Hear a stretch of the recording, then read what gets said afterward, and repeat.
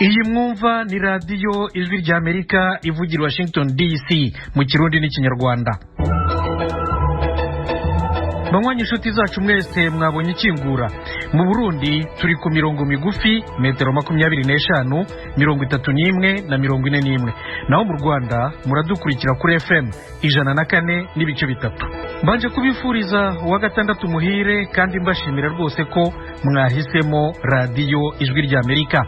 Muri hisaha tugiye guhera ku makuru y'akarere k'ibiyaga bigari, arakurikirwa n'ikiganiro iwanyu mu ntara, nyuma yacyo ni ikiganiro cy'umuziki. Ikaze kuri radiyo yanyu ijwi ry'Amerika, muri kumwe na Thomas Kami. Amakuru y'ibiyaga bigari ni mu Burundi, aho abantu barenga ibihumbi 23 banduye virusi itera sida mu mujyi wa Bujumbura mu myaka 3 ishize. Iyi mibare irenze urugero nk'uko Minisiteri y'Ubuzima y'u Burundi yarayibitangaje mu cyegeranyo yamuritse ejo kuwa gatanu. Mugenzi wacu Pierre Claver niyo nkuru uri i Kigali mu Rwanda araduha inkuru irambuye.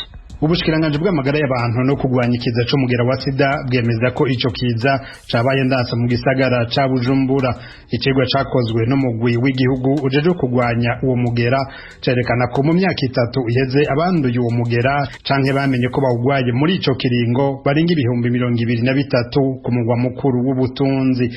Muganga Theophile Akindavyi atwara intara y'ubuvuzi ya Bujumbura niwe yashize habona ico cegwa kuri uyu wa gatanu. Abagenda n'umugera wa sida gisagara ca Bujumbura baba ibihumbi 23 n'amajana 210. Kera twarapima ikivunga tukabura n'umuntu n'ubu twahavuye duhindura turavuga tuti ubu tuza turaraba neza turaba ahantu twibaza hoba hari population ahise. Ugiye kurabira mu bamwe ibiyayura mutwe 20% baragwaye umugera wa sida. Ugiye kuraba travailleuse de sexe aho birabica bigacika. Hajya nyene niho duca dukorera ko niho dusanga abantu benshi bagenda n'umugera wa sida. Mugabo twasanze abo bake twapimye benshi bagwaye umugera wa sida. Igituntu ni imwe mu ngwara z'ivyuririzi z'abagendana umugera wa sida. Abenshi bagwaye igituntu tubatumye dusanga bafise n'umugera wa sida. Harimo insiguro zibiri: canke uyo muntu yarasanzwe agendana umugera wa sida ariko umuti agaca ufata nabi, inobservance, hanyuma agaheza agaca agwara ingwara z'ivyuririzi harimo n'igituntu. Canke uyo muntu yaragwaye umugera wa sida mugabo atabizi ushika aho aremba akarinda kugira ingwara z'ivyuririzi harimo n'igituntu. Kuri we inguvu zo kugwanya uwo mugera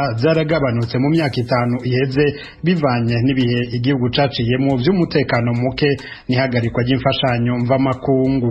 Nitwe mboneza, nitwe jisho mu gisagara ca Bujumbura tegerezwa kugwanya uwo mugera. Turabona yuko umengo harabaye kudebukirwa mu gusensibiliza. Umva bimeze nka kera kungene basensibiliza amasosiyasiyo hirya no hino bavuga gwanya umugera, tuguma tubona renuvoka. None bagwara kuko batabizi canke babigira nkana. Ikosa riri kuri sensibilisation. Twe tutegerezwa kubasensibiliza kubandanya dusensibiliza dusigurira urwaruka. Ubuyobozi bw'igisagara ca Bujumbura nabwo bwamenyesheje ko bugiye gushira inguvu mu nyigisho no kugwanya ibiyayuramutwe hamwe n'umwuga wo kudandaza imibiri kuko ari byo bice icigwa cerekana ko harimwo abagwayi canke abanduza abandi benshi. Jimmy Atungimana umukuru w'igisagara ca Bujumbura akaba naserukira umugwi w'igisagara ujeje kugwanya sida ahamagarira abajejwe intwaro gufasha muri ico gikorwa. Twebwe nk'abarongoye igisagara ca Bujumbura twabonye yuko twoja hamwe na cyane ko iki kiza kiriko kirahonya inganda kandi sagasesesha rumuri ivyo biharuro nivyo no kurenga mbere nimvira ko byo hava binarenga. Birateye ubwoba abantu 23 bagenda no mugera.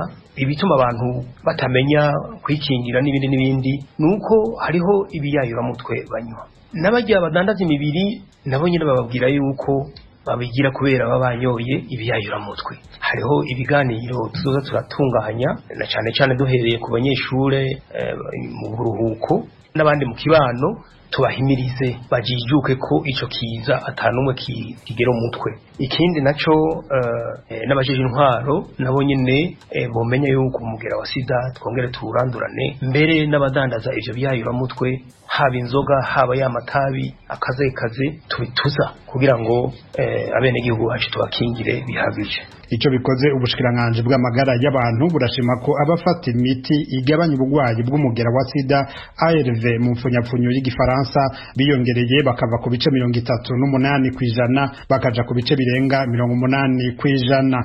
Gushika mu mwaka w'ibihumbi 2016 igisata c'ishamwe mpuzamakungu kirabije amagara y'abantu OMS cerekana ko abagendana umugera wa sida mu Burundi barenga gato ibihumbi 860. Hakiyongera ko ivyo bitigiri bishasha vy'abanduye canke bamenye ko bagwaye ikizaro nyanganda sida gushika mu mwaka uheze. OMS rivuga ko iyo ndwara iri muri zibiri zica abantu benshi mu Burundi iruhande ya malaria. Pierre Claver Nkuru, Kigali, kubwijwe rya Amerika.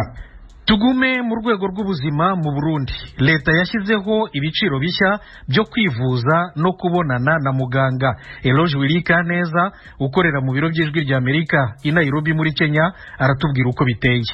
Ubushangaje bw'ikiga ca leta nubwo amagara y'abantu nibwo bwashinze ibiciro bishasha kubaja kwivuza mu bitaro vya leta. Nk'urugero, umuntu ashaka kubonana n'umuganga afite ubuhinga mu gisata runaka zoriha 600 vy'amarundi mu gihe aja kubonana na muganga asanzwe yazishura 3500. Muganga yize ibijanye n'inyifato n'uraba indwara zishobora kuva mu ihamuka hamwe n'umuvuzi mukuru co kimwe n'uraba indwara zo ku ruhu. Mu kubonana nawe umugwayi azotangishwa 3000. Uwundi muganga wese n'umuhinga mu buvuzi yakenewe umushaka azorihishwa 1500 mu gihe amafaranga 500 azotangishwa ku kintu cyose kijanye no kwivuza umuntu ashaka kubonana na muganga harimo n'abagwariye mu bitaro. Kuvyerekeye ibiciro vyo mu bitaro ku bagwayi n'indembe nuko vyategetswe. Mu bitaro bisanzwe igitanda kiri mu cumba kizishuzwa 10,000 mu gihe ikiri mu cumba rusangi benshi bita salle commune mu gifaransa hazotangwa 2,000 ku munsi. Ku ndembe igitanda kizorihwa 15,000 na 3 kuri nongereranyo nyene. Ibi biraba bitaro vyose vya leta atana kimwe kivuyemo harimo ibitaro vy'amadistrict n'ivyo ku rwego rw'igihugu. Mavuriro amafaranga zishurwa n'abagwayi bativuza bataha ni 1,000 ku munsi. Abashaka impapuro nabo bazoriha kugukurikira. Urupapuro rwerekana ingene umugwayi ameze ruzorihwa 10,000 mu gihe urwerekana uko amagara y'umuntu yifashe ruzotangishwa ko 5,000. Rutanga akaruhuko ku mukiruke rwo ni 1,000. Urupapuro rw'amavuko n'urwerekana rukongera rukemeza ko umuntu yitavye Imana nazo zashizwe ku 1,000. Kuvyerekeye incanco uruhabwa abantu baje mu mahanga ruzotangishwa ko 35,000 mu gihe agatabo kemeza ko umuntu yacandazwe ari 3,000. Ishirahamwe Semaburi hani inyungu z'abagwayi rivuga ko bino biciro bitaduza cyane ugereranije n'ivyahahora. Yamara rifite impungenge ku mafaranga asabwa abavyeyi iyo bibarutse kugira ngo bahabwe urupapuro rwemeza amavuko y'umwana. Sive abana bakize umuvugizi wa Semab. Ni biciro twobwa ko bitaduze cyane kandi urabivuga dukorerwa ko bitavuna. Ikindi cyo twabonye nuko irya certificat de naissance yagumye ku mafaranga aho irihwako. Byo twari twabisabye kenshi ko ayo mafaranga yokugwaho kuravye amafaranga leta irihira abo bavyeyi kuva umuvyeyi agisama inda gushika yibaruke n'amafaranga atari make. Rero twagomba tugiye tunasaba ubwira kandi ko twabisabye kenshi kugo rupapuro leta uraba ukuntu batosura kurihisha kuko ni kimwe cerekana by'ukuri umuvyeyi abaheje kwibaruka atwaye ikibondo ciwe atarihije ku mafaranga kandi bya rupapuro bakomeye cyane kuko turafite ubwoba ko hari habashobora kubura amafaranga basanga ntibarusabye niyo abavyeyi bagiye kwandikisha abana babo muri commune urya rupapuro barusaba. Rero boraba ayo mafaranga nayo bakayakura urwo rupapuro bakarutanga ku buntu. Abana bakidasaba ko bino biciro vyotangishwa mu muco bakemeza ko barabaharura amafagitire mu bitaro akenshi bikikamukiza bagaca abagwayi amafaranga y'umurengera. Twabonye ko ibiciro by'umugwayi aho arara uburaro umuntu yaryamye mu cumba ahuriramwo n'abandi ari 2,000 ariko ku gitanda cawe wenyene mu cumba cawe wenyene uwo muntu agaheza kari amafaranga 10,000. Aho twosaba ko abajeje gutanga ivyo bitanda cyane cyane muri ivyo byumba usanga umuntu yiharije ari umwe ko hatubamwo akamwana wa mama bigatangwa kuri bose ubisavye canke ukuntu usanga bibonetse. Kindi naco dusaba nuko vy'ukuri ibi biciro vyomanikwa bushikanganje bw'amagara y'abantu bwo bikwiragiza mu bitaro hama ibitaro ku mavuriro bakayemanika kugira ngo umuntu wenyene yiharurire ibishoboka ko twagiye dusanga hari ibitaro bimwe vyikika mukiza cyane cyane baje bakora amafagitire ugasanga bariko barisha amafaranga y'umurengera abarwayi yatashe ukabona akidodomba mugo ntabazi ati nahamaze iminsi ntazwa kuri haya nakorewe ibi mu kuvugwa ntezwa kuri haya. Umwaka ushize mu kwezi kw'icumi ishirahamwe rya leta rimwe rijejwe kuvuza abagwayi mituweli byaragabanije imiti y'abanywanyi baryo iva ku 2,000 ku 800. Semaburi ivuga ko vyagize ingaruka mbi na cyane cyane kuri bantu nikora barihirwa na leta bigasaba ko vyohinduka. Tunga dusaba n'ubushikanganje bw'amagara y'abantu na cyane cyane ubushikanganje bujeje gushigikirana ko bworaba ukuntu abanywanyi ba mituweli hari imidodombo cyane iyo bagiye kuva na cyane kuvaho mituwere ikuriye imiti mwimwe ku rutonde rw'imiti ziravuza ku banywanyi bayo. Ubu barandikirwa imiti bagenda bajya amazu adandarizwa nk'imiti amafarumasi ya mituwere, ugasanga barabuze imiti kubera imiti imwe yakuwe ku rutonde, kandi abaganga bakibandikira. Bagomba gusabira ubwo bushikanganje bubiri na cyane bikanje bw'amagara y'abantu ko bokora ibishoboka kugira ngo imiti bandikirwa abarwayi ntibasubire kwibura mu mafarumasi ya mituwere. Ibiciro bishasha byashinzwe n'ubushikanganje bw'amagara y'abantu bufatikanije n'ubuhiga ca leta. Umugwi w'abantu batatu bo muri ubwo bushikanganje bubiri hamwe na mituwere washinzwe kugira ngo barabe bongere bakurikirane ishirwa mu ngiro ry'ivyo biciro. Eroje uri Kaneza, Ijwi rya Amerika. Mukomeje kumva radiyo Ijwi rya Amerika ivugira Washington DC mu Kirundi n'Ikinyarwanda. Tugeze noneho kuri wa mwanya w'ikiganiro Iwanyu mu ntara. Iwanyu mu ntara. Tuyagire mwisanzuye ku Ijwi rya Amerika. Ni kuva ku wa mbere gushika ku wa gatanu kuva isaha 7 gushika isaha 7 n'igice z'umutaga. Iwanyu mu ntara, Iwanyu mu ntara, Iwanyu mu ntara.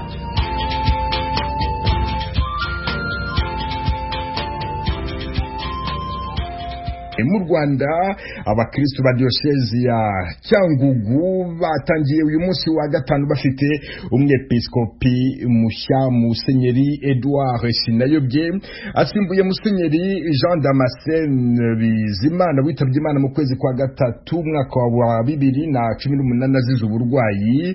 Musenyeri Edouard Sinayobye akomoka muri paruwasi ya Higiro muri diocese ya Butare, niwe padiri wabuhawe wa kabiri akurikiye Padiri Emmanuel Ntabumenyereye. Ubu uri Roma mu Butaliyani, akaba yarigeze kuba umunyababanga mukuru wungirije w'inama nkuru y'abepiskopi Gatolika mu Rwanda. Dore uko yakiriye itorwa ry'umwepiskopi mushya wa diocese ya Cyangugu. Ubwepiskopi bwa Musenyeri Edouard Sinayobye birumvikana bwanshimije cyane, kuko ubwepiskopi ni umwanya w'ikirenga ubuyobozi bwa Kiliziya. Kuba rero yari umwepiskopi dukomoka hamwe muri paruwasi imwe ni ibyishimo bikomeye, mbese kuri jye nakarusha. Nakarusha ariko iyo wibutse umuntu waje akugwa mu ntege muri paruwasi ya Higero akaba ahawe ubwepiskopi uyu munsi, nk'umupadiri nirihe somo ukuramo? Nk'umupadiri binyongerera ukwemera n'ukwizera by'umwihariko, ariko nanone nkanazirikana ko gutorwa k'umwepiskopi ari ingabire ihimbaje itangwa n'Imana yonyine. Musenyeri Edouard Sinayobye uramuzi, mukomoka muri paruwasi imwe, ni iki kimuranga wibwira ko cyatumye Papa Francisco amutorera uyu mwanya? Mvuze mu ncamake uko nzi Musenyeri Edouard Sinayobye, cyane muzi by'umwihariko atangira urugendo rwo kwiha Imana mu seminari nkuru, n'igihe abereye padiri niho navuga muzi. Nkurikije uko namubonyemo umuntu ufite umwete n'umuhate mu byo akora, ariko akanarangwa n'ubwitonzi ari mu mvugo no mu ngiro. Reka ko ari kuri izo ngingo z'imigenzo myiza iranga indangagaciro ze Kiliziya yaba yarahereho ikamushinga ziriya nshingano zikomeye muri Kiliziya. None se iyo urebye nk'umupadiri, Musenyeri Sinayobye abaye umwepiskopi, yinjiye mu nama y'abepiskopi Gatolika mu Rwanda, ariko se ni bihe bivi bikomeye ubona azatangira cyangwa se azafatira hagati ariko akabyusa? Umwepiskopi mbere na mbere ni umugaragu wa Kiliziya, kubw'iyo mpamvu nk'umuntu bwite ntabwo akiri imbere ubushobozi bwe n'amarangamutima ye, ahubwo azatera ikirenge mu cy'abamubanjirije, akakomereza ikigo gisanze, kandi akamenya kwifatanya na bagenzi be nyine nk'uko babivuze bahuriye mu nama nkuru y'abepiskopi. Birumvikana byose bikora akoresheje impano ze bwite, ibyifuzo by'imbaga ashinzwe n'umurongo wa Kiliziya agomba kugenderaho. iyo urebye kiliziya y'u Rwanda ni ibihe bibazo kiliziya y'u Rwanda ifite azagerageza gushakira ibisubizo afatanije n'abandi basenyeri kugira ngo ibyo bisubizo nyine biboneke, cyangwa se ni nibihe bisubizo azatangira gushaka kubera ko yenda harashize igihe ibyo bibazo nta bisubizo bihari, hagomba kuba hari ibibazo mu Rwanda bikeneye gusubizwa kandi umwepiskopi nicyo abashinzwe. Muri ibyo bibazo rusange u Rwanda narwo rubarirwamo, ariko rukagira umwihariko w'u Rwanda ni ukuba rufite amateka kugeza ubu ngubu twita amateka asharira yakajijwe n'imiyoborere mibi mu gihe cyashize. Mbese n'ubu ngubu umuntu yikebutse yavuga yuko bitari byajya mu buryo uko bikwiye, ntabwo byaba ari cyacya, icyo gihe twaba tudashyira mu gaciro. Bityo rero nk'umwepiskopi uhamagariwe gukomeza ubutumwa abandi bateruye muri iki gihe, asabwa ko agomba gutera intambwe ikomeye cyane cyane mu kubaka no gusana imitima y'Abanyarwanda. Ubutumwa bw'umwepiskopi rero ntabwo ari ukubaka cyane cyane ibintu, ahubwo ni ukubaka imitima y'abantu. Hakabuza rero azubakira ku ntego ye Fraternitas in Cristo, ubuvandimwe muri Kristo. Ubuvandimwe Fraternitas bugomba kuzirana n'ivangura iryo ari ryo ryose, ubwironde, ikene wabo, ubwikunde, ubwikanyize no gutonesha. Bugomba kurangwa n'ubutabera bwungana imbabazi, ukuri, n'ubwumvikane n'amahoro.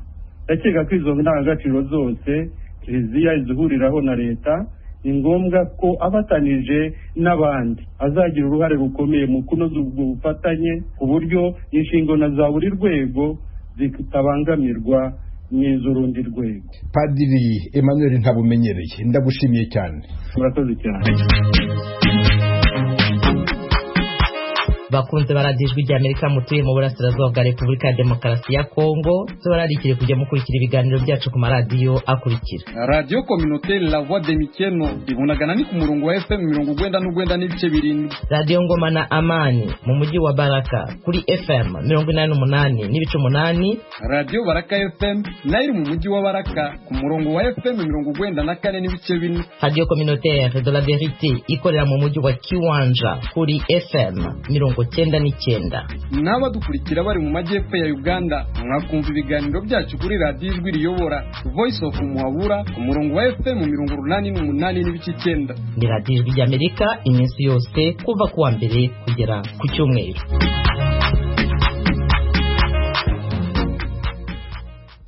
Mu Burundi abahinzi b'umuceri mu kibaya cya Munyika gihuza makomine ya Makamba na Mabanda mu ntara ya Makamba bavuga ko batakibona umusaruro uhagije. Impamvu ingomero bakoresha bavomerera zarasenyutse, barasaba ko zasanwa. Inkuru Ijwi ry'Amerika yabateguriye ifatanije n'inshuti zayo mu Burundi, muragezwaho na Desire Hatungimana.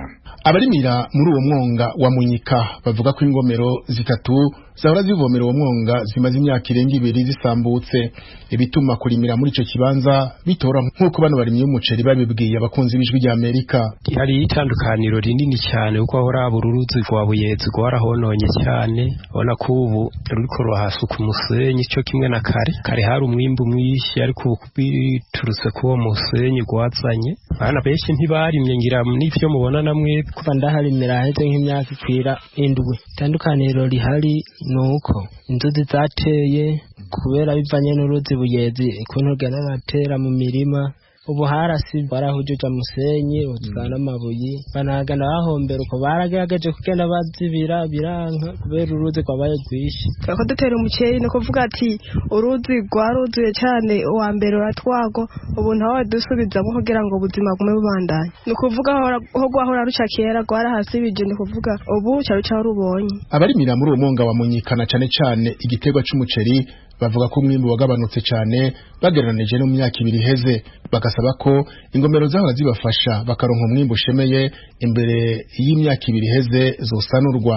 Ahari hameze neza cyane, wararimbukimbura nta widoga, ariko mu myaka y'ubu wararimbuka gataha nyene uriko urahira, washobora nk'akadigi kamwe washobora kwimbura nk'irumbe se n'inusu, ariko ubu kubera uruzi ruguma ruhaca ushobora kwimbura nk'inusu y'irumbese, cyo bitera inzara mu bana. Jeje rosabwa nuko bogarukira uruzi Buyezi, niyo ntambamye ya byose, abantu bamwe bamwe atimbura bahombeye babaye nabi. Ubu harabaye ubudasa kuva aho urwo ruzi ruhagiriye uko kare rutarahonona, umwimbu warahaba kubera ryari ivu y'isi ndimwa itavanze n'umusenyi. Kare nk'ahantu wahora wimbura dufate nk'ibiroro nka 2, ubu urashobora kuhakura ikiroro kimwe canke ntigikwire. Cyo nosaba nuko leta canke ababijejwe bodushikira imbere, uko twebwe ku maboko y'iwacu ntavyo twoshobora. Mu biro by'intara bijejwe ibidukikije, uburimyi n'ubworozi mu ntara ya Makamba ni mu manuko bw'u Burundi, baremeza ko ingomero 3 zahora zifasha abo barimyi zasambutse haraheze imyaka 2 n'igice. Telesforo Munezero n'umuhanuzi nshingwa bikorwa muri ivyo biro yabwiye abakunzi b'ijwi rya Amerika ko agahomba ari kanini cyane ku barimyi. Ego muri uwo mwonga wa Munyika ko mwabivuze n'umwonga ufise amahegitari 600 arenga 600 gato. Hariho ingomero 3 ziri ku ruzi rwa Muyogo ni n'urundi rugomero ruri ku ruzi rwa Kanyembwika n'urundi rugomero ruri ku ruzi rwa Mugombwa. Haraheze imyaka 2 irenga, apepe ni imyaka 2 n'amezi ashika nk'imyaka 2 n'inusu. Imyaka 2 n'inusu izo ngomero iyo myaka iraheze, izo ngomero zarabomotse. Bica bituma rero abarimyi barima igiterwa c'umuceri bagira ibibazo vy'amazi. Uretse ko barima umuceri, barima n'ibindi biterwa muci, intore, irengarenga, ibitunguru, itomate n'ibindi. Rero turavye mu ngereranyo, umwimbu bahora baronka waragabanutse ku rugero rw'ibice nka 35% kwijana, 35%, kubera abarimyi bafise ibibazo vy'amazi. Uretse nuko uwo mwimbu wagabanutse, abashinga amateka n'abakinguza amateka muri kino gihe bari mu karuhuko bariko bishikira ku rubuga iyo batowe. Abatowe mu ntara ya Makamba mu nama y'abanyagihugu barumvise ko hari ingomero zo kuvomera imirima zasambutse. Umushinga amateka za Shemisago yemereye abanyamakamba basanzwe barimira mu mwonga wa Munyika ko ico kibazo bazogitura umushikiranganje ajejwe uburimyi. Umushikiranganje w'ibidukikije uburimyi n'ubworozi n'umukozi kandi turamukunda. Wanashima nka jewe na Honorable Antoine turi muri komisiyo ijejwe ibidukikije uburimyi n'ubworozi. Urumva rero nitwaro nk'akanya nkuko yaje mu nama inshinga amateka na cyane muri komisiyo, kuko amategeko yose ajanye n'uburimyi n'ubworozi aca muri komisiyo yiwacu. Umva rero bizotworohera kumbure ibyaba bitaratora umuti, ariko ndazi nimba mwarakivuze umushikiranganje agifise ku mutima, kuko n'umuntu yitaho ineza y'abene gihugu. Ibiro by'ibidukikije uburimyi n'ubworozi mu ntara ya Makamba vyamenyesheje abakunzi b'ijwi rya Amerika ko uwo mwonga wa Munyika ungana n'amahegitari 600. Yasiguye kandi ko ukoramwo n'abarimyi bangana na 40% baturuka mu makomine ya Makamba na Mabanda. Urakoze Desire Hatungimana kuri iyi nkuru. Ijwi rya Amerika bateguriye yifatanije n'inshuti zayo mu Burundi. Uyu munsi mu mateka ku itariki ya 26 z'ukwezi kwa gatatu umwaka w'1979, Perezida wa Misiri Anwar el-Sadat na Minisitiri w'Intebe wa Israel Menachem Begin bakize umukono ku masezerano yo kurangiza intambara yari imaze imyaka 30 hagati y'ibihugu byombi, banatangiza umubano ushingiye kuri za ambasade. Uyu ni umwanya w'ivyaranze no munsi mu mateka na Venuste Nshimiyimana.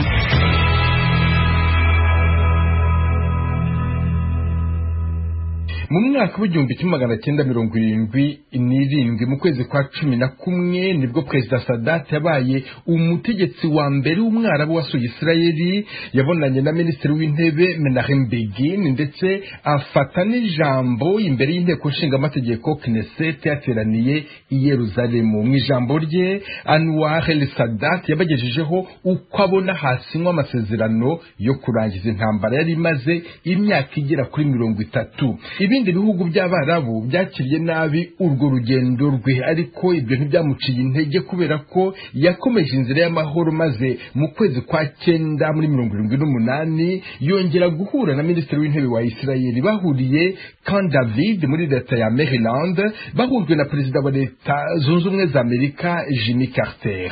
Ayo masezerano yashyiriweho umukono Camp David akaba ari nayo ya mbere hagati ya Isirayeli na kimwe mu bihugu by'Abarabu bihana imbibi, niyo yabaye imbarutso y'umubano ushingiye kuri za ambasade no ku bucuruzi, maze nyuma y'amezi 7 gusa hasinywa amasezerano y'amahoro nyirizina. Kubera icyo gikorwa Sadat na Begin basangiye igihembo cy'amahoro cyitiriwe Nobel cyatanzwe mu mwaka w'1978, ariko ibihugu bindi by'Abarabu ntibyabyishimiye ku buryo byafashe icyemezo cyo guhagarika by'agateganyo Misiri mu muryango w'ibihugu by'Abarabu. Ntibyahagarariye aho, kubera ko ku itariki ya 6 z'ukwezi kwa 10 muri 81 abayisilamu b'intagondwa bishe Anwar el-Sadat, ariko ibyo ntibyabujije inzira y'amahoro yatangije gukomeza, kuko mu mwaka w'1982 Misiri yatangaje ko igiye kugirana ku mugaragaro umubano ushingiye kuri za ambasade na Isirayeli.